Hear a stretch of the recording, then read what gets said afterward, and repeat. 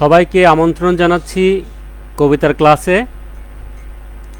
শুরু করছি আজকের কবিতার ক্লাস পর্ব 7। আমরা জানি কবিতা রচনার জন্য 8টি উপাদান দরকার। গত 6টি ক্লাসে আমরা 5টি উপাদানের কথা জেনেছি। উপাদান 5টি ছিল: কবিতার ভাব ভাবনা বিষয় অনুষঙ্গ, কবিতার অর্থ শব্দ অর্থ বাক্য, কবিতার বক্তব্যের প্রবাহমানতা, কবিতার ছন্দ, কবিতার অলঙ্কার। আজকে জানব কবিতার 5 নম্বর উপাদান, কবিতার অলঙ্কারের বাকি অংশ। আজকে জানব কবিতার অর্থলঙ্কার। অর্থলঙ্কার সেন্স তথা অর্থবোধ কাজ করে। অর্থকে কেন্দ্র করেই অর্থলঙ্কার গড়ে ওঠে। আমরা গত ক্লাসে জেনেছি শব্দালঙ্কার। বলেছিলাম শব্দালঙ্কার কবিতার দৈহিক সৌন্দর্য বৃদ্ধি করে। তবে শব্দালঙ্কারের মধ্যে 3টি শব্দালঙ্কার রয়েছে বা 3টি অলঙ্কার রয়েছে, যে 3টি এই অর্থ বৃদ্ধি করে, যেমন যমক, শ্লেষ, পুনরুক্ত বদাভাস। কিভাবে করে সেটা আমরা সেদিন জেনেছি। তবে আজকেও আরেকটু বলে রাখি এই 3টের কথা। একই শব্দ দুইবার বা অধিকবার ব্যবহৃত হয়ে অধিক অর্থ প্রকাশ পেলে যমক হয়। যেমন আনা দরে আনা যায় কত আনারস। এখানে কিন্তু আনা অর্থ বহু, এই শব্দ একটি 3বার ব্যবহার করে 3টি অর্থ প্রকাশ করেছে। তেমনি আবার আরেকটা উদাহরণ বলা যায়, মাটির ভয়ে রাজ্য হলো মাটি। এখানে মাটি অর্থ কিন্তু 2টি অর্থবোধক শব্দ মিন করে। আবার শ্লেষে যদি আমরা যাই, ওখানে দেখলাম যমকে দেখলাম এক শব্দ 2-3বার ব্যবহার করে, আর শ্লেষে এক শব্দ একবার ব্যবহার করে অধিক অর্থ নেওয়া যায়। একবার ব্যবহার করে অধিক অর্থ আমরা জানি যে ঈশ্বরগুপ্ত একটা কবিতা লিখলেন, কে বলে ঈশ্বরগুপ্ত ব্যাপ্ত চরাচর, যাহার প্রভা পায় প্রভাকর। ঈশ্বর চরাচরে ব্যাপ্ত, তার আলোকে সূর্য আলোকিত হয়। এটা কিন্তু একটা অর্থ পাচ্ছি আমরা। আবার কিন্তু অন্য অর্থ পাচ্ছি। এখানে ঈশ্বরগুপ্ত মানে ঈশ্বরগুপ্ত তিনি নিজেই। আবার প্রভাকর অর্থ ঈশ্বরগুপ্তের পত্রিকা বের করতেন, সেটার একটা প্রভা উজ্জ্বল রূপে প্রকাশিত হচ্ছে। এবার পুনরুক্ত বদাভাসে যদি আমরা যাই, সেখানেও কিন্তু একটা অর্থ আমরা পাচ্ছি। এখানে কিন্তু সমার্থক শব্দ 2বার ব্যবহৃত হবে। তার মানে একটি শব্দ ওটাও ব্যবহার করা হবে, ওটার সমর্থক শব্দ এখানে আসবে। তো যেমন উদাহরণ আসতে পারে যে তনু দেহটি সাজাবো তবে আমার আভরণে। রবীন্দ্রনাথ যখন এই লাইনটা লিখলেন, তনু দেহ, তনু মানেও যা, দেহ মানেও তাই, দুটি মানেই তো শরীর। তো তনু ও দেহ একই অর্থবোধক শব্দ, কিন্তু কবি তনু অর্থ, তার মানে আগেরটা বিশেষণ করে দিলেন। এভাবে বিশেষ্য শব্দ আগেরটা কিন্তু বিশেষণ হয়ে যায়। এখানে তনুটা কেমন, তার মানে তনু যদি কেমন হয়, তাহলে তনু এখানে ক্ষীণ হতে পারে, কোমল হতে পারে, সরু হতে পারে। সেটা ওই অর্থের উপর নির্ভর করতেছে, ওই বাক্যের, ওই কবিতার অর্থের উপর নির্ভর করছে যে এই তনুটা কি অর্থে ব্যবহার করা হচ্ছে এবং দেহ কি অর্থে, মানে দেহের কি অর্থে ব্যবহার করা হচ্ছে বিশেষণ হিসেবে তনুকে। এবার আমরা অর্থলঙ্কার জানবো। আমরা জানি যে অর্থলঙ্কার প্রধানত 5 প্রকার: সাদৃশ্যমূলক, বিরোধমূলক, শৃঙ্খলামূলক, ন্যায়মূলক ও গূঢ়ার্থমূলক, তার মানে ভিন্নার্থমূলক। তো এই 5 প্রকার আমরা জানি। এই 5 প্রকার আবার কিন্তু কবিরা অনেক প্রকার ব্যবহার করে, প্রায় 22 প্রকারের। আমরা এই 5 প্রকারের মধ্যেও আমরা 22 প্রকার এই অর্থলঙ্কার পাচ্ছি যা কবি ব্যবহার করে থাকে। কিন্তু অর্থলঙ্কারের মধ্যে শ্রেষ্ঠ অলঙ্কার বেশি ব্যবহার করা হচ্ছে উপমা, উৎপ্রেক্ষা, রূপক ও চিত্রকল্প। মানে এই 5 প্রকার অলঙ্কারের মধ্যে সবচেয়ে বেশি ব্যবহার করা হচ্ছে উপমা, উৎপ্রেক্ষা, রূপক ও চিত্রকল্প। এই 4টিই কিন্তু বোধকে নাড়া দেয়। তো আমরা একটু অর্থলঙ্কারের বৈশিষ্ট্য জেনে তারপরে নমুনাগুলো জানবো। বোধের বাইরে তো এগুলো কাজ করবে না, এগুলো বোধের ভিতরেই থাকবে। আর যতটুকু পাঠকের দৃষ্টি গোচরিত হয় ততটুকু পাঠক মুগ্ধ হয়ে উপভোগ করেন কবিতার রূপরস। মানে সামান্য যতটুকু তারা উপভোগ করেন অলঙ্কার, এই অর্থলঙ্কার, ততটুকুই তারা খুব মুগ্ধ হয়ে এই কবিতার রূপ রস গ্রহণ করে। আবার উপমাহীন কবিতা যে কবিতা নয় তা নয়, কিন্তু রবীন্দ্রনাথ ঠাকুরের গীতাঞ্জলি কাব্যগ্রন্থে একটি কিন্তু উপমাযুক্ত কবিতা নাই, তারপরেও কিন্তু এটা শ্রেষ্ঠ কাব্য। উপমা কবিগণ দুইভাবে ব্যবহার করে থাকেন, একটি হচ্ছে সরাসরি আর আরেকটি হচ্ছে সরাসরি না। সরাসরিটা কি? যেমন সরাসরি কোনো বাক্যের মধ্যে দেখবেন বা চরণের মধ্যে দেখবেন মতো, মতন, ন্যায়, যেমন, সম, প্রায়, তুলনা, উপমা, চেয়ে, এই চরণে এইগুলো সরাসরি ব্যবহার করে থাকেন কবিরা। তাহলে এটা আমরা সহজভাবেই জানছি যে উপমা যখন ব্যবহার করব তখন আমরা দেখব যে মতো আছে, মতন আছে, ন্যায় আছে, যেমন আছে, সম আছে, প্রায় আছে, তুলনা আছে, উপমা আছে, চেয়ে আছে। একটা নমুনা দেখা যাক। নারকেলের ওই লম্বা মাথায় হঠাৎ দেখি কাল, ডাবের মতো চাঁদ উঠেছে ঠান্ডা ও গোলগাল। এখানে কিন্তু চাঁদ, ডাব, তাহলে ডাব ও চাঁদ দুটি কিন্তু বিপরীত ধর্মী।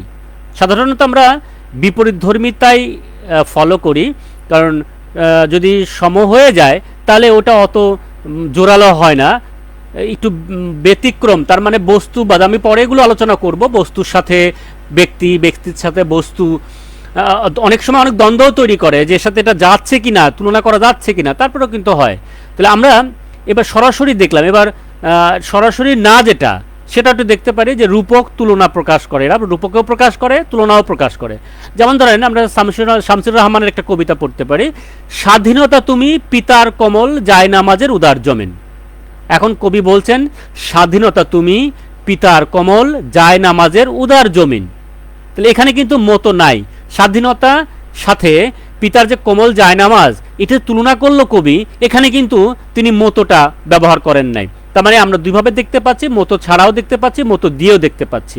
তাহলে এবার আমরা যে চারটি যে একটা উপমা যে চারটি অঙ্গ থাকে সে অঙ্গগুলো একটু জেনে নিই। যে কবিরা যেসব অলঙ্কার ব্যবহার করেন সেই সব অলঙ্কারের কিন্তু আমাদের কাছে সহজ করার জন্য অনেকভাবেই ব্যাকরণবিদরা সেই জিনিস তুলে এনেছেন। তো সেই ক্ষেত্রে এটার চারটি অঙ্গ পাওয়া যায়।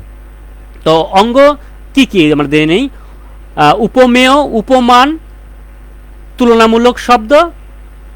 তাহলে আমরা কয়টা পাচ্ছি? চারটা পাচ্ছি, যে উপমান, উপমেয়, তুলনামূলক শব্দ আর সাধারণ ধর্ম।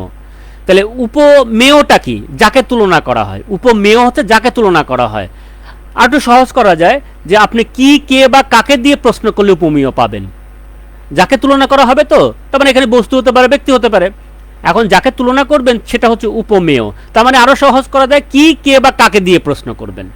এবার আসেন উপমান, যার সঙ্গে তুলনা করবেন। তাহলে এটা কি পাওয়া যায়? কিসের দিয়ে অথবা কার দিয়ে প্রশ্ন করেন, দেখবেন যে আপনি উপমান পেয়ে যাচ্ছেন। আর তুলনামূলক তো আপনি দেখতেই পাচ্ছেন, একটা সরাসরি না, তুলনামূলক শব্দ যেমন মতো, মতো, ন্যায়, আরগুলো সরাসরি রূপক তুলনা যেগুলো সরাসরি নয়, তো সেগুলো একটু বুদ্ধি খাটিয়ে ধরতে হয়। সাধারণ ধর্মটা কি? এটা হচ্ছে বিশেষ গুণ। সাধারণ ধর্ম হচ্ছে বিশেষ গুণ। কেমন দিয়ে প্রশ্ন করলে এই বিশেষ গুণটা পাবেন, কারণ এটা মানে বিশেষ গুণ যেহেতু, সেটা একটা বিশেষণ, তো সেহেতু এটা কেমন দিয়ে প্রশ্ন করলে উত্তরটা পেয়ে যাবেন। কোনো কোনো সময় কবি এমন উপমা ব্যবহার করেন যা সাদৃশ্য বা যুক্তি একদম কিন্তু খুঁজে পাওয়া যায় না, তবে কিছু সৃষ্টিগত ধারণা দেওয়া যেতে পারে। এই ধারণাটা একেবারেই আমার নিজের তৈরি। যে আমরা যখন উপমা দেই, আমি আগেই বলেছি যে বস্তুর সাথে ব্যক্তি, ব্যক্তির সাথে বস্তু, এরকম বৈসাদৃশ্যপূর্ণ যে শব্দগুলো সেগুলো কিন্তু ব্যবহার করি। তো সেই ক্ষেত্রে কবিদের কবিতা পড়ে আমি কিছু একটা সূত্র আনার চেষ্টা করেছি। যেমন যে প্রকৃতিগত সৃষ্টির মধ্যে প্রকৃতিগত সৃষ্টি, তার মানে দুটাই প্রকৃতিগত, দুটাই আল্লাহর তৈরি। ডাবের মতো চাঁদ উঠেছে ঠান্ডা ও গোলগাল। এখানে ডাব এবং চাঁদ দুটাই কিন্তু মানুষ তৈরি করে নেই, দুটাই কিন্তু প্রকৃতিগত। তাহলে আমরা বলতে পারি যে আপনি যখন নমুনা দেবেন তখন প্রকৃতিগত মধ্যে প্রকৃতিগত দিতে পারেন। এবার আসেন প্রকৃতিগত সৃষ্টির মধ্যে কৃত্রিম, তার মানে একটা থাকবে প্রকৃতি, একটা থাকবে কৃত্রিম। তাহলে এখন প্রকৃতি এবং কৃত্রিমটা কি? স্বাধীনতা তুমি পিতার কোমল জায়নামাজের উদার জমিন। এখানে কি পাচ্ছি? জায়নামাজ পাচ্ছি, মানে কোমল জায়নামাজের উদার জমিন, স্বাধীনতা। তাহলে স্বাধীনতা এটা ব্যক্তিগত, এটা প্রকৃতিগত, মানে আমার স্বাধীনতাটা আসতে পারে। কৃত্রিমগত সাথে কৃত্রিমগত, কৃত্রিম দুটাই কিন্তু এখানে কৃত্রিম হচ্ছে। যেমন স্বর্গ স্বর্ণ ইগলের মতো মুক্ত হো এ বন্দির মন। তাহলে এখানে বন্দি বন্দি আছে এবং স্বর্ণ ঈগল আছে। এবার কৃত্রিমগত সৃষ্টির মধ্যে কৃত্রিমগত সৃষ্টি দেখতে পারি, নকশি কাতার মতো ঘরখানি পরিপাটি, নকশি কাতা এবং ঘরখানি দুটাই কিন্তু কৃত্রিম। আবার কৃত্রিমগত সৃষ্টির মধ্যে বিশ্বাসগত সৃষ্টি আসতে পারে। একটা কৃত্রিম, যেমন ঘরখানি শান্তিতে ভরা বেহেস্তের মতন, তাহলে ঘর একটা আসতে পারে কৃত্রিম, আর বিশ্বাস একটা আসতে পারে বেহেস্ত। তাহলে এইরকম আমরা যখন চরণটা লিখব তখন আমরা এভাবে প্রকৃতিগত এবং কৃত্রিমগত, এই প্রকৃতি এবং কৃত্রিমগত আমরা সার্কেলভাবে ব্যবহার করতে পারি। উপমা অনেক অনেক প্রকার হতে পারে। আমরা প্রথমেই বলেছিলাম যে একটা হচ্ছে দেখা যায়, একটা দেখা যায় না। তো সেরকমই কবিরা অনেক সময় ওই 4টি গুণ থাকলে পরে পূর্ণ উপমা বলেছেন। 4টি যখন গুণ থাকবে, যেমন কাকের মতো কালো চোখ তার, এখন কাকের মতো কালো চোখ তার ওখানে উপমেয়, উপমান, তারপরে সাধারণ ধর্ম বা তুলনামূলক শব্দ সবই এখানে আছে। আবার লুপ্ত, দেখা যায় না। তো দেখা যায় না মানে লুপ্ত মানে যে 4টি গুণের মধ্যে যে কোনো দুটি থাকতে পারে, মানে 4টি গুণের মধ্যে যে কোনো দুটি থাকতে পারে। আবার মাল উপমানে মাল উপমা মানে মাল উপমা, মানে যে উপমা বহু উপমান থাকে, মানে এটা কিন্তু একটা না, দুইটা থাকতে পারে। তোমার সে চুল জড়ানো সুতোর মতো, নিশীতে মোমের মতন। তো এখানে সুতোর মতো বলছে, ওর মতো আবার মোমের মতোও বলেছে। তার মানে এখানে আরও বেশি, মানে বেশি মাল, মানে এখানে বেশি ব্যবহার করা হয়েছে, যে মাল উপমা মানে বেশি বেশি উপমা আসতে পারে একই কবিতায় মধ্যে অথবা একই চরণের মধ্যে। এবার আসি আমরা উৎপ্রেক্ষা। ওই উপমারই আরেকটা প্রকরণ উৎপ্রেক্ষা। উৎপ্রেক্ষা চিনব কি করে? ওই উপমার মতোই ব্যবহার করা হয়, একটা দেখা যায়, একটা দেখা যায় না। তার মানে দেখা যাচ্ছে কোনটা? যেন, তার মানে এখানে সন্দেহ প্রকাশ করবে। উৎপ্রেক্ষা মানে মনে রাখতে হবে সন্দেহ প্রকাশ করবে, মানে ওখানে নিবিড় নিবিড় সাদৃশ্য আছে, কিন্তু ওই উপমা উপমানও আছে, কিন্তু সবই একই, কিন্তু এখানে যেনটা থাকে, মানে যেন বা বুঝি, যেন বা বুঝি চরণে সরাসরি ব্যবহার করা হয়। এই জন্য একে কিন্তু বাচ্য উৎপ্রেক্ষা বলে, মানে যেটা সরাসরি দেখা যায়। পূর্ণিমার চাঁদ যেন ঝলসানো রুটি, এখানে কিন্তু পূর্ণিমার চাঁদ যেন ঝলসানো রুটি কবি এখানে কিন্তু সন্দেহ প্রকাশ করছে। আবার সরাসরি নাও আসতে পারে, এই না আসা থেকে প্রতীয়মান উপমান বলে, উৎপ্রেক্ষা বলে, কিন্তু এটা সরাসরি আসে না। কেমন করে আসে? যেমন ধরেন যে জব গধূলি সময় বেলি, ধনী মন্দির বাহির ভেলি, নব জলধরে বিছুতি রেহা, দ্বন্দ্ব দ্বন্দ্ব পসারি গেলি। বিদ্যাপতি একটা কবিতা ব্যবহার করলেন এখানে, কিন্তু এখানে আমরা কোথায় পেলাম? এখানে যেনটা নাই। কিন্তু এখানে কিন্তু রাধা যখন ঘরের বাইরে এলেন, নবীন মেঘ যেন বিচুতি চমকে গেল, মানে এখানে কিন্তু বিজুরি মানে বিজলি, কিন্তু এই বিচুতি মানে বিজুরি, তো বিজুরি যে চমকায় গেছে এই মেঘটা, তখন কিন্তু এই যেন এই সন্দেহ প্রকাশ পাচ্ছে, কিন্তু এটা সরাসরি প্রকাশ পাচ্ছে না। তাহলে আমরা উৎপ্রেক্ষাও দেখলাম। এবার আমরা রূপক দেখব। অনেক ব্যবহার করেন কবিরা, অনেক সময় সরাসরি সরাসরি কিছু ব্যবহার করতে না চাইলে তখন রূপকের আশ্রয় নেন। তো রূপকের আশ্রয় আসলে বিভিন্নভাবে কবিরা নিয়ে থাকেন, নিজেকে বাঁচানোর জন্য অথবা কাব্যিকতা আনার জন্য বিভিন্নভাবে কবিরা এরকম নিজেকে আড়াল করার জন্য অথবা কোনো বিষয় আড়াল করার জন্য এভাবে কবিরা রূপকের আশ্রয় নিয়ে থাকেন। তো এখানেও কিন্তু রূপক কিন্তু উপমান এবং উপমেয় কিন্তু একটা প্রবল মিল থাকবে অথবা অমিল থাকবে। এখানেও মানে যেহেতু এটা সাদৃশ্যমূলক অলঙ্কার, সেহেতু রূপকও ওই উপমান উপমিত থাকে। তবে এখানে আমরা দুই তিন প্রকার আমরা দেখতে পাই। যেমন এখানে 6 প্রকার আছে, কিন্তু আমরা বেশি ব্যবহার করি শব্দ রূপক। তার মানে কবিতার মধ্যে যে একটা শব্দ থাকবে, সেই শব্দকে একটা রূপকের মধ্যে আনা। যেমন ধরেন আমাদের একটা ভাটিয়ালি গান আছে, মন মাঝি তোর বৈঠা নেড়ে আমি আর বাইতে পারলাম না। এখানে মন মাঝি তোর বৈঠা, মনের মধ্যে যে মাঝি আছে, সেই মাঝির কাছে যে বৈঠা কিন্তু রূপক। এইটা কিন্তু ওই মাঝি আর এই মাঝি এক না, এই বৈঠা আর এই বৈঠা এক না। এখানে এরকম আসতে পারে। আবার আসতে পারে যেমন ধরেন রামপ্রসাদের একটা কবিতা আছে, যেমন মন মানব জমিন, যেমন মন মানব জমিন রইল পতিত, আবাদ করলে ফল তো সোনা। তো এখানে এই যে মনে যে মানব জমিনটা, তো এখন মানব জমিনটা কি ফসল ফলাবে? মানব জমিনের কি ফসল হতে পারে? সেটা ভালো না খারাপ? সেটা কি আধ্যাত্মিকতার মধ্যে যাচ্ছে নাকি যাচ্ছে? এটা কিন্তু ওই মানব জমিনের মধ্যে একটা বিশ্লেষণ আসে, রূপকের মধ্যে আসতেছে মানব জমিন রইল পতিত। এখন এই মানব জমিনটা কিন্তু ওই জমিন না, কিন্তু এখানে হয়তো অন্য ফসল ফলায়।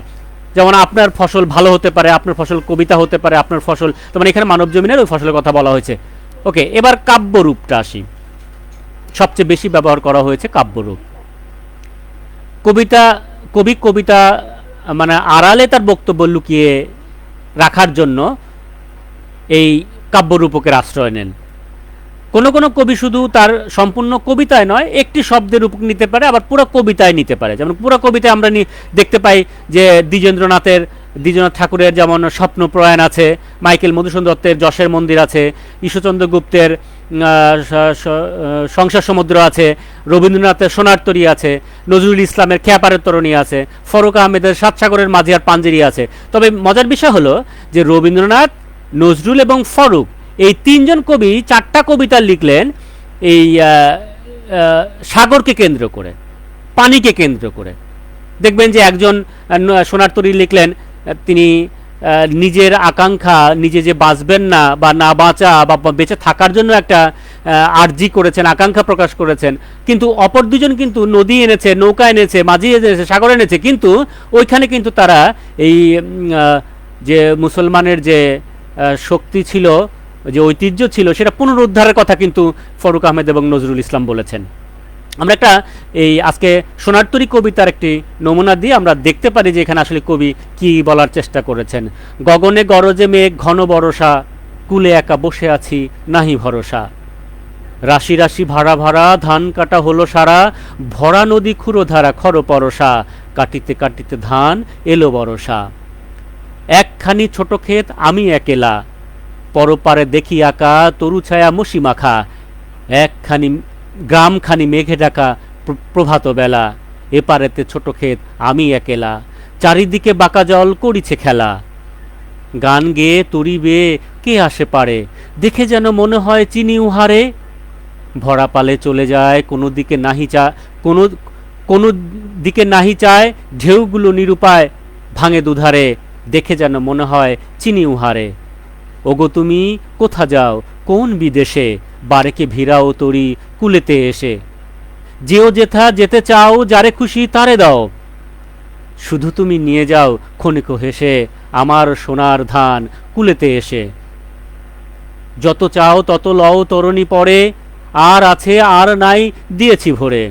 এতকাল নদী কূলে যাহা লয়েছিনু ভুলে, সকলই দিলাম তুলে থরে বিথরে, এখন আমারে লহ করুণা করে। ঠাই নাই ছোট সে তরি, আমার সোনার ধানে গিয়েছে ভরি। শ্রাবণ গগন ঘিরে ঘন মেঘ ঘুরে ফিরে, শূন্য নদীর তীরে রহিনু পড়ি, যাহা ছিল নিয়ে গেল সোনার তরি। এখানে দেখেন কবি যে শব্দ ব্যবহার করেছে, আমি মূল শব্দের সাথে শাব্দিক অর্থ এবং রূপক অর্থটা একটু বলি। দেখেন এখানে কবি যতগুলো শব্দ ব্যবহার করেছেন সেগুলো কিন্তু ওই শব্দের কাছে বসে নাই, ওই শব্দ থেকে অন্য মানে অতিরিক্ত অর্থ কবি দেওয়ার চেষ্টা করেছেন। এখানে তরি বা মাঝির কথা বলা হয়েছে, এখানে তরি বা নৌকা, কিন্তু এখানে কিন্তু নৌকা না, পাঠক। এই তরি বা নৌকা, পাঠক, মহাকাল বা দেশের কথা বলা হয়েছে। গগন মানে আকাশ, কিন্তু এখানে কিন্তু হৃদয়ের কথা বলা হয়েছে। মেঘ মানে কিন্তু বাষ্পপূর্ণ জলরাশি, কিন্তু এখানে কিন্তু দুরাশার কথা বলা হয়েছে, সংশয়ের কথা বলা হয়েছে। বর্ষা মানে বৃষ্টি, বর্ষা, কিন্তু এখানে বেদনার কথা বলা হয়েছে। ধান মানে এক প্রকার খাদ্যশস্য, কিন্তু এখানে কিন্তু কবিতার কথা বলা হয়েছে, সৃষ্টির কথা বলা হয়েছে। নদী স্বাভাবিক জলাশয়, কিন্তু এখানে পার্থিব জগতের কথা বলা হয়েছে। ভরা নদী, এখানে ভরা জলাশয়ের কথা, আসলে কিন্তু এখানে ভরা জলাশয়ের কথা না, সম্পূর্ণ সৃষ্টিকর্মের কথা বলা হয়েছে। কাটা, কর্তন করা, কিন্তু এখানে রচনার কথা বলা হয়েছে। ক্ষেত, জমি, কিন্তু এখানে পৃথিবীর কথা বলা হয়েছে। বাঁকা জল, ঢেউ, কিন্তু এখানে কিন্তু সংকট বা তীব্র কষ্টের কথা বলা হয়েছে। পরপার, মৃত্যুর পরে যেটা হয়, কিন্তু না, এটা ভবিষ্যতের কথা বলা হয়েছে। তরু ছায়া, গাছের ছায়া, না, এখানে শান্তির আশ্রয়ের কথা বলা হয়েছে। তারপরে ধরেন মশি মানে কালি, কিন্তু না, এটা অন্ধকারের কথা বলা হয়েছে। গ্রাম, ক্ষুদ্র জনবসতি বা গাঁও, কিন্তু না, এখানে জীবনের কথা বলা হয়েছে, মানে ছোট আকৃতির জীবনের কথা বলা হয়েছে। কৃষক যে ফসল ফলায়, কিন্তু না, এখানে কিন্তু কবি নিজের কথা বলেছেন, কবির কথা বলা হয়েছে। প্রভাত, সকাল, কিন্তু এখানে আসার কথা বলা হয়েছে। খেলা, ক্রীড়া, কিন্তু না, এখানে আঘাত হানার কথা বলা হয়েছে। তাহলে দেখেন প্রতিটা শব্দ কবি এখানে কি চমৎকারভাবে অন্য অর্থ দিচ্ছে। আমার কিন্তু বুঝতে ভুল হচ্ছে না, কষ্ট হচ্ছে না, কারণ প্রতিটা মানে পুরা কবিটা পড়ার পরে অনেকখানি এটা নিয়ে যদি ভাবেন, এবং তাই না, ওই সময়ের কথা ভাবেন। কবিতা কিন্তু এই সময়ের কথা বলে, প্রেক্ষাপটের কথা বলে, সেটা কিন্তু যেমন আমরা এখন করোনা কালে আছি, করোনার কবিতা লিখছি, কিন্তু করোনার কবিতা কিন্তু আমি সরাসরি বলতে পারি, আবার সরাসরি নাও বলতে পারি, কিন্তু প্রেক্ষাপট দিয়েও কিন্তু আমি বলতে পারি করোনার কালের কথা। তো এখানে আমরা একটু শাব্দিক অর্থ, পুরো কবিতার একটা শাব্দিক অর্থ এবং পুরো কবিতার রূপক অর্থ আমরা দেখি। আকাশে মেঘের গর্জন, প্রবল বৃষ্টির মধ্যে ভীত কৃষক ধান কেটে ওপারে যাবার জন্য বসে আছে। প্রায় চেনে একটা নৌকা এসে তার কাটা ফসল, তার যে ফসলটা কেটেছে সেইটা নৌকা ভরে নিয়ে গেলেও নৌকাতে সে কৃষকের, মানে সে কৃষকের জায়গা হলো না, হয়নি।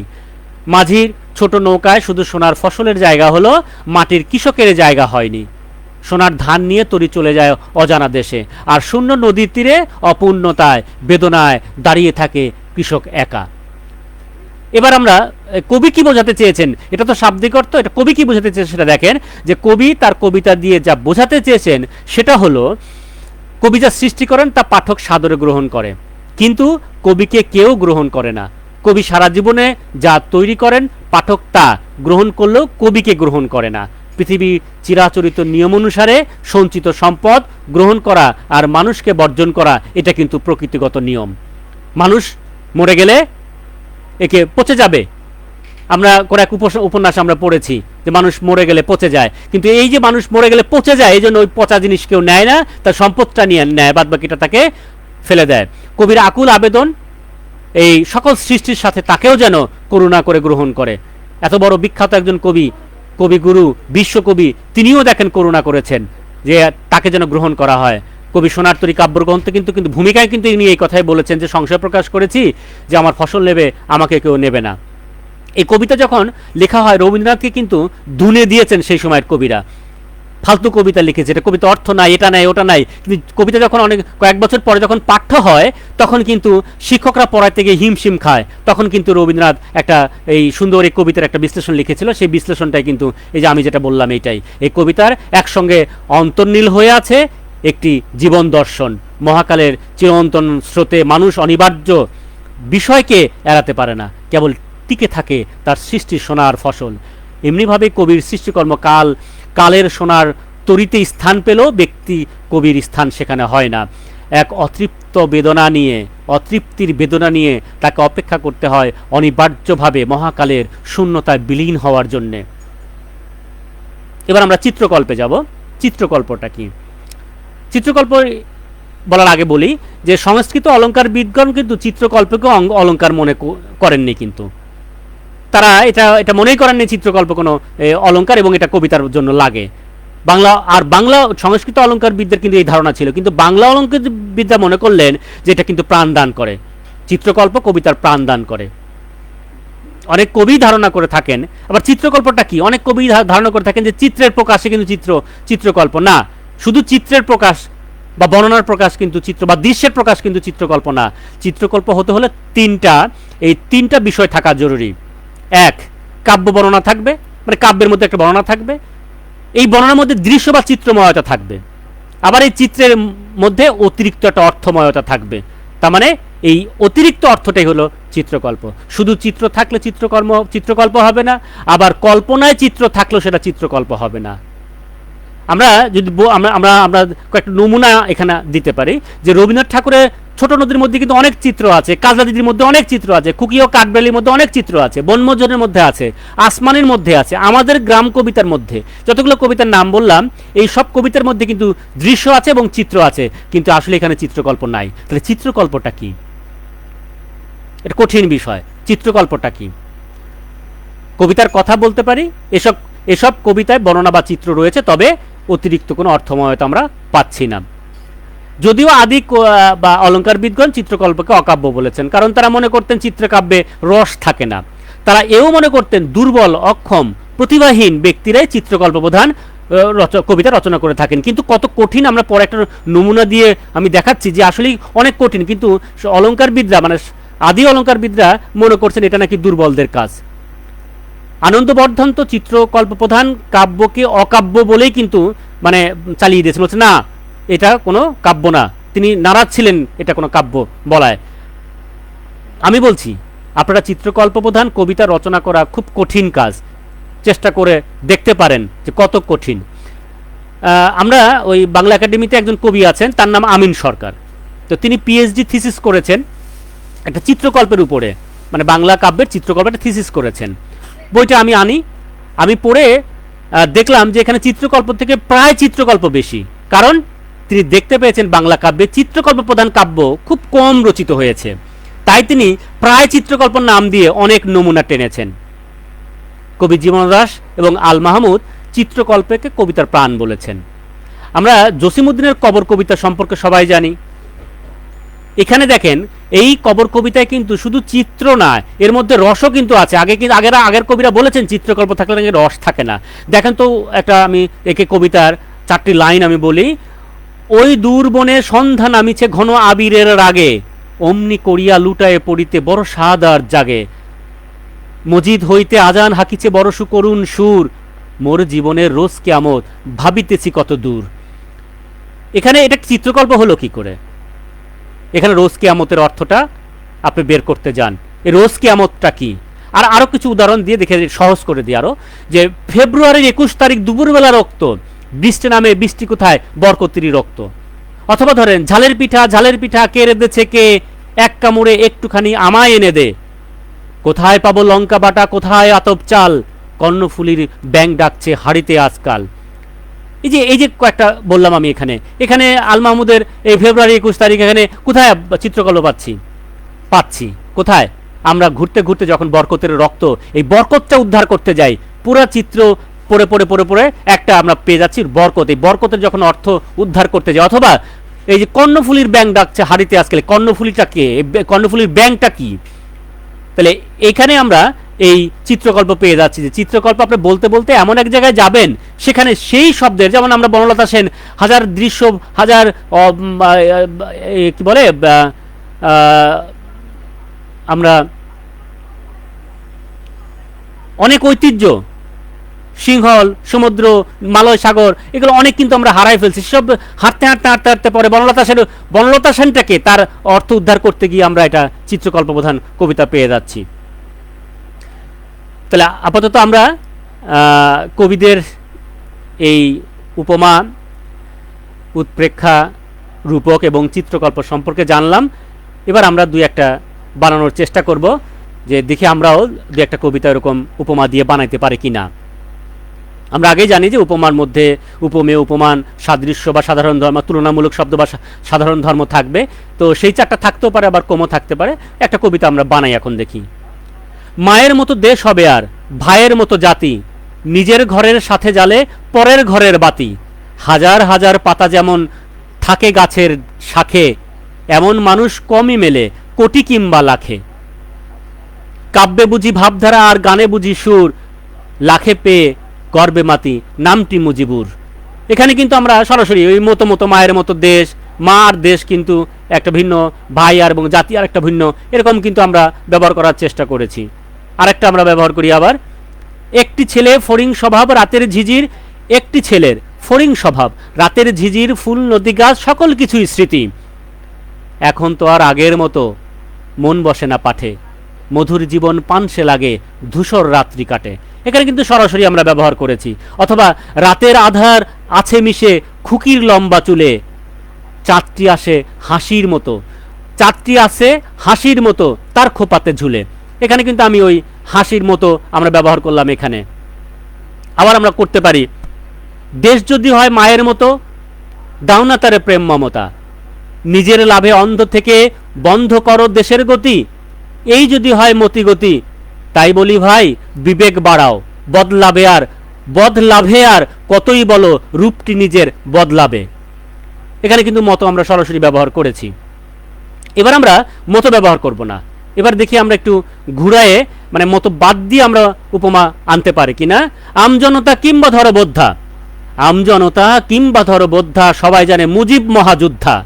কেমনে হলো? বহুল কথা বাদি দিলাম, কঠিন কথা তার চেয়ে, কে দিয়েছে মগজ ধুলাই অগ্নি ঝরা মারছে। জুনাই জলা, অথবা আমরা আটটা বলতে পারি, জুনাই জলা মুখমা তোমার আজন্ম পথ হেরি, হাতটি বাবার আমার হাতে পথ চলা পাঞ্জেরি। এখানে কিন্তু জোনাই জলা, এখানে কিন্তু আমি বলি নাই যে জোনাইয়ের মতো, জোনাকের মতো জ্বলছে, কিন্তু বলি নাই। তাহলে আমরা সরাসরি আমরা ব্যবহার না করে আবার ঘুরে আমরা ব্যবহার করতে পারি। আরেকটা ব্যবহার করতে পারি, কে বলে তুই হাবা, তুই তো আমার বাল্মীকি ধন, চকচকে দুই কাল আর্য সেনার পাল, তুই তো আমার গর্ব মানিক খিলজি নবাব পাঠান, তুই তো আমার সাত নরিহার, আমার সোনার দেশ, আমার জীবন তোকে ছাড়া আর কি কিছু খোঁজে। মা তার সন্তানকে এগুলো বলছে। তাহলে বাল্মীকির মতো, তারপরে সাতনরি হারের মতো, আর্য সেন পালের মতো, তিনি গর্ব মানিকের মতো, নবাব খিলজি পাঠানের মতো, এখানে দেখেন অনেকগুলো উপমা মা তার সন্তানকে দিচ্ছে, অনেকগুলো এখানে তাকে বিশেষণ করছে। এবার একটা উৎপ্রেক্ষা দেই আমরা বলেছি যে উৎপ্রেক্ষা যেন থাকে, উৎপ্রেক্ষা ঠিক ওরকম করতে পারি। আমার ভিতর আমিটাকে ঠিক আমি কি গড়ি, বাবা মার খোদাতালা মানুষ গড়ার তরি, বাবা তুমি উদাম মাটার মা যেন জান্নাত, আমার ভেতর বাস করে এক নকশি করা রাত। তাহলে এখানে কিন্তু যেন ব্যবহার করা হয়েছে, যে বাবা তুমি উদাম মাটার মা যেন জান্নাত, আমার ভেতর বাস করে এক নকশি করা রাত। আমরা এখানে আমরা পেয়ে গেলাম। আরও এরকম আমরা পেতে পারি, কি খেয়েছিস, মুখখানি কাঠ হাত দুখানি যেন বেড়ার বাতা। নানি তার নাতির কাছে জিজ্ঞেস করছে কি খেয়েছিস, মুখখানি কাঠ হাত দুখানি যেন বেড়ার বাতা। হ্যাঁ রে বাবা কি যায় কাজে, করে কোনো ডিউটি, বল না টিটু কেমন আছে মা, কেমন আছে হিটু মিঠু বিজু মায়া বিউটি। এবার আমরা একটা রূপকে যেতে পারি। আমরা আগেই রূপক সম্পর্কে জেনেছি যে আড়াল লেখে আমরা কিছু করব। তো রূপক কিভাবে আমরা ব্যবহার করছি এবার দেখেন, যে সরাসরি আমরা শব্দতে যেতে পারি, অত পুরো কবিতা যেতে পারি। ভাঙা ঘরে ভাঙা বেড়া, পানি পড়ে নড়ে চড়ে, তবু বাঁচে মায়ে ছেলে, তবু বাঁচে মায়ে ছেলে, শুধু শুধু হারে করা যারে। দানে পেয়ে মোটা কাঁথা, মুড়ি দিয়ে শুয়ে খাটে, তবু শীত গায়ে হাঁটে, ঘুমে মাও তার খোকা, খুন চষে ছাড় পোকা। এখানে মানে কতগুলো কথা বলা হয়েছে এখানে, যে শব্দগুলো এখানে আছে সেই শব্দগুলো কি আসছে সেই শব্দ। দানে পেয়ে মোটা কাঁথা, মুড়ি দিয়ে শুয়ে খাটে, তবু শীত গায়ে হাঁটে, ঘুমে মাও তার খোকা, খুন চষে ছাড় পোকা। এখানে এই ছাড় পোকাটা কি? এবার আমরা একটা চিত্রকল্পের একটা নমুনায় যাব। চিত্রকল্পটা কিভাবে আসে, এখানে অনেক চিত্র আমরা প্রকাশ করতে পারি। যেমন ধরেন, বৃষ্টি পড়ে মিষ্টি পড়ে ইট পাথরে ছোনের ঘরে, খোকা খুকুর ভীরু চোখে ভেজার ঝোঁকে, নুপুর বাজে দুপুর সাজে, মাটির বুকে গন্ধ শুকে, কাণ্ড দেখায় খুব দৃশ্য অপরূপ। বৃষ্টি পড়ে ব্যস্ত পায়ে চলছে বধূ স্বপ্ন নায়ে, নদীর বুকে বাজনা বাজে দিন চলে যায় পেটের কাজে, বকবকা বক শূন্য হাড়ি ফুসলে ওঠে বস্তি বাড়ি। বৃষ্টি পড়ে ছলছলাছল চোখের জলে, মরছে টোকাই ভাতার জলে, বৃষ্টি তো নয় এক মুঠো ভাত এক মুঠো স্বাদ, এই তো সুধা, টাপুর টুপুর পড়ছে ক্ষুধা। এখানে ক্ষুধাটার বিশ্লেষণ, বৃষ্টিটার বিশ্লেষণ যখন করতে যাই তখন আমরা একটা রূপকথা পেয়ে যাই। আপনারা অনেকেই আমার সাথে আছেন, সবাই ভালো আছেন। আমার নিয়মিত কিছু স্টুডেন্ট আছে, তারা বাধ্যগত স্টুডেন্ট, তারা কামাই দেন না। হালিম নজরুল, মঈন মুরসালিন, ফারজানা ইয়াসমিন, 3-4 জন আমার ছাত্রী আছে, তার মধ্যে ফারজানা ইয়াসমিন আছে, রুনা তাসনিম আছে, তারপর রুবেল হাবিব আছেন, আর আমার গুরু থাকেন মাঝে মাঝে, আমার গুরু আমিরুল ইসলাম তিনিও থাকেন, সবাই আছেন। ক্লাস শুধু একটা বিশ্লেষণে যাব। আজকে একটা কবিতা আমরা এতক্ষণ যে গত ক্লাসে আমরা একটা অলংকার সম্পর্কে জানলাম, আজকে আরেকটা অলংকার সম্পর্কে জানলাম। তার মানে শব্দার্থ এবং অর্থালঙ্কার, শব্দালঙ্কার এবং অর্থালঙ্কার 2 অলঙ্কার জানলাম। একটা কবিতা আমরা বলবো, সেই কবিতাটা বিশ্লেষণ করব যে আমরা যেগুলো জানলাম সেগুলো একটা কবিতার মধ্যে সেগুলো কোনো কবি ব্যবহার করেছেন কিনা। তো সেই কবিতা সম্পর্কে সেই কবিতাটা বলে আমরা সেইটার বিশ্লেষণে যাব, অলংকার বিশ্লেষণ। এই আসলে দৈনন্দিন চাহিদা মেটানোর জন্য আমরা যেসব কথা বলি তাতে কথার কাব্যিকতা কিন্তু থাকে না, সেটা শুধু প্রয়োজন মেটানোর জন্য, প্রয়োজন মেটানোর জন্য একটা আর্জি থাকে। কিন্তু যখনই চাহিদার অতিরিক্ত কিছু বলতে যাই বা কষ্ট নিবারণের জন্য লেখ্য পথ বের করি, তখনই কিন্তু এই একটা কবিতা হয়ে যায়, এটা মনের উদারতার সাথেই সেটা একটা কাব্যিকতা চলে আসে। তো এসব কথাকে যখন ঘুরিয়ে বলতে যাই তখন কিন্তু আমি ভাত খাই, ভাত খাই আমি, মানে আমি ভাত খাই আর ভাত খাই আমি, কিন্তু কথার মধ্যে কিন্তু একটু ঘোরানো আছে এবং কাব্যিকতা কিন্তু পাওয়া যাচ্ছে। তোমাকে রোজ দেখছি ও রাস্তায়, তোমাকে দেখছি রোজ বেলি রোডে খোলা রাস্তায় অথবা বেলি রোডের উদাম রাস্তায়। তো মানে কথা কিন্তু একই কথা, কিন্তু আমরা কিন্তু ঘুরিয়ে বললে পরে যে সরাসরি বলা যায় একটা, আর একটা ঘুরিয়ে, কবিরা একটু ঘুরিয়ে বলেন কারণ ওটাকে আকর্ষণীয় এবং সৌন্দর্যপূর্ণ করার জন্য। তার মানে বাক্যগুলো আকর্ষণীয় এবং সৌন্দর্য মণ্ডিত করার জন্য কবিরা ঘুরিয়ে বলে এবং অলঙ্কার। এই জন্য অনেকেই বলে যে তুই কাব্যিকতার সাথে কথা বলিস, ওর কথাগুলো খুব না কাব্যিকতা, এরকম অনেকেই বলে থাকে। তো আমরা পাঠ্য বইতে কিন্তু অনেক কবিতা আমরা পড়েছি, সেখানে কিন্তু অলঙ্কার জড়িয়ে আছে। তো ওই অলঙ্কার আপনারা চেষ্টা করবেন। আমরা আজকে এই আমাদের লাস্ট আলোচনায় আমরা যেমন জীবনানন্দ দাশের বনলতা সেন কবিতা নিয়েও বিশ্লেষণ করব অলঙ্কারের দিক দিয়ে। এই বনলতা সেন কিন্তু দেখা যাচ্ছে যে এই পর্যন্ত এই জীবনানন্দ দাশের মোট 610টা কবিতা প্রকাশিত হয়েছে, তার মধ্যে কিন্তু 6টা বনলতা সেন আছে, কবিতা আছে 6টা বনলতা সেনকে নিয়ে। তবে এটাই এই 1000 বছর ধরে যেটা, এটাই সার্থক বনলতা সেন, আর বাদ বাকিগুলো ছোট ছোট। কিন্তু এই বনলতা সেনের মধ্যে অনেকবার কিন্তু অন্ধকার আছে, এই অন্ধকার কিন্তু আসলে মৃত্যু। এই বনলতা সেন কোনো নারী না, এটা আপনারা একটু বিশ্লেষণ করে দেখবেন। এটা বনলতা সেন আমরা নারীর সাথে তুলনা করি, আমরা তার বোন, যদিও তার প্রথম উপন্যাস কারুবাসনা, বনলতা এই জীবনানন্দ দাশের প্রথম উপন্যাস হচ্ছে কারুবাসনা, সেখানে কিন্তু উনি এই বনলতা সেনকে প্রথম দেখতে পান। অনেকেই তার চাচাতো বোন বলেছেন, সেখানে আলোতে একবার সাক্ষাৎ হয়। এরপরে যতবার দেখেছেন কোনো জায়গায় কিন্তু আলো না, 5 বার 6 বার 7 বার করে অন্ধকার এনেছেন, এই অন্ধকার মৃত্যুর মতো। এটা এক একজন এক এক রকম বলেছে, তো আমার কাছে মনে হয় যে এই বনলতা সেন মৃত্যুর প্রতিকৃতি। লাস্টের লাইনে গিয়ে আমি সেটা বলবো। এবার আসি তার কবিতা দেখি তো যে কিভাবে তিনি ব্যবহার করেছেন। 1000 বছর ধরে আমি পথ হাঁটিতেছি পৃথিবীর পথে, সিংহল সমুদ্র থেকে নিশীথের অন্ধকারে মালয় সাগরে। অনেক ঘুরেছি আমি বিম্বিসার অশোকের ধূসর জগতে, সেখানে ছিলাম আমি আরো দূর অন্ধকার বিদর্ভ নগরে। আমি ক্লান্ত প্রাণ এক, চারিদিকে জীবনের সমুদ্র সফেন। আমারে দুদণ্ড শান্তি দিয়েছিল নাটোরের বনলতা সেন। চুল তার কবেকার অন্ধকার বিদিশার নিশা, মুখ তার শ্রাবস্তির কারুকার্য। অতি দূর সমুদ্রের পর হাল ভেঙে যে নাবিক হারায়েছে দিশা। সবুজ ঘাসের দেশ যখন সে চোখে দেখে দারুচিনি দ্বীপের ভেতর, তেমনি দেখেছি তারে অন্ধকারে। বলেছে সে, এতদিন কোথায় ছিলেন? পাখির নীড়ের মতো চোখ তুলে নাটোরের বনলতা সেন। সমস্ত দিনের শেষে শিশিরের শব্দের মতন সন্ধ্যা আসে, ডানার রৌদ্রের গন্ধ মুছে ফেলে চিল। পৃথিবীর সব রং নিভে গেলে পাণ্ডুলিপি করে আয়োজন, তখন গল্পের তরে জোনাকি রঙের ঝিলমিল। সব পাখি ঘরে আসে, সব নদী ফুরায় জীবনের সব লেনদেন। থাকে শুধু অন্ধকার মুখোমুখি বসিবার বনলতা সেন। লাস্টের লাইনটা, থাকে শুধু অন্ধকার মুখোমুখি, জীবনের সব লেনদেন যখন ফুরিয়ে যায় তখন ওই বনলতা সেনের সাথে তাকে বসতে হয়, মানে মৃত্যুর সাথে তাকে বসতে হয়। এবার আমরা এটা একটু বিশ্লেষণ করে দেখি।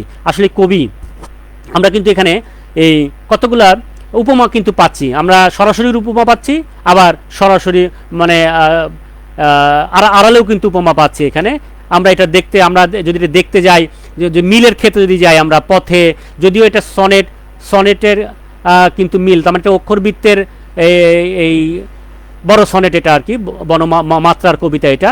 এখানে কিন্তু মিলের কিন্তু ওইরকম ওই 2 2 4 অথবা পরের লাইন থাকবে না। হয়তো দেখা গেছে যে এই প্রথম লাইনের সাথে তৃতীয় লাইন, দ্বিতীয় লাইনের সাথে চতুর্থ লাইন, বা পঞ্চমের সাথে ষষ্ঠ লাইন, এরকম করে কবিরা মিল দিয়ে থাকেন। তো এখানে পথের সাথে, এই পথে সাথে আছে জগতে, গতে আছে, তারপরে গড়ের সাথে গড়ে আছে, ফেন আছে, সফেন আছে, এরকম মিল পাচ্ছি আমরা। তারপরে এখানে কিন্তু মতো পাচ্ছি আমরা, এখানে আমরা ঠিক এরকমই এখানে রূপকথা পাচ্ছি। এখানে আমরা এখানে চিত্রকল্প, এখানে বনলতা সেনের অর্থ উদ্ধার করতে গেলে আমরা চিত্রকল্প কিন্তু এখানে আমরা পেয়ে যাচ্ছি। তাহলে আমরা দেখতে পাচ্ছি যে যদিও এখানে একটা উপমা, আমাদের সেই সময়ের কবিরা খুব কিন্তু এটা নিয়ে তর্ক করেছিলেন, বা কবিকে একটা কষ্টের মধ্যে ফেলে দিয়েছিলেন, যে পাখির নীড়ের মতো চোখ তুলে এখানে বলেছেন তিনি। তা আসলে অনেকে বলেছে যে পাখির নীড়ের মতো কি চোখ হয় নাকি, পাখির নীড় কই আর চোখ কই, মানে যদি আমার প্রিয়ার কাছে যদি পাখির নীড়টা বসায় আর চোখ বসায় তাহলে বমি আসবে, কারণ পাখির নীড়ের মধ্যে ঘু থাকে, ময়লা থাকে, অনেক কিছুই থাকে। তো এখানে আসলে কি কবি সেই পাখির নীড়ের কথা বলছেন? না, পাখির নীরত্বের কথা বলেছেন। এই নীরত্বটা কি? আশ্রয়, প্রশান্তি। মানে এখানে কবি এই যে চোখের সাথে তুলনা করেছে, সেই চোখটা তাকে একটা শান্তি দিচ্ছে, একটা আশ্রয় দিচ্ছে। তারপরে আবার আসেন সমস্ত দিনের শেষে শিশিরের শব্দের মতন।